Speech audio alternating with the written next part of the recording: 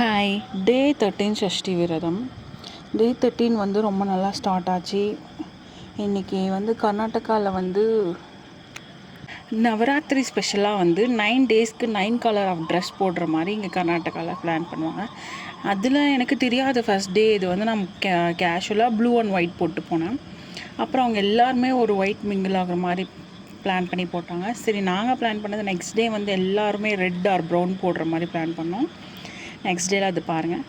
அப்புறம் இந்த 2 day start ஆச்சு. அப்புறம் நாங்கள் மத்தியானத்துக்கு வந்து கோயில் போயிட்டோம். எப்போவுமே மண்டேனா கோயில் போகிற பிளான் தான் வச்சுருக்கோம்.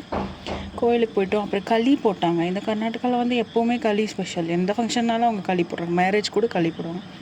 அப்புறம் சாமி கும்பிட்டு கிளம்பிட்டோம். அப்புறம் ஈவினிங் வந்து கொஞ்சம் பர்த்டேக்கு பர்ச்சேஸ் இருந்துச்சு.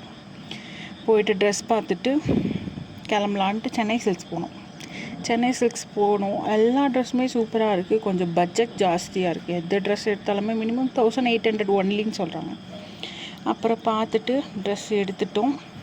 அப்புறம் நம்ம அண்ணா கடையில் வந்து தோசை சாப்பிட்டு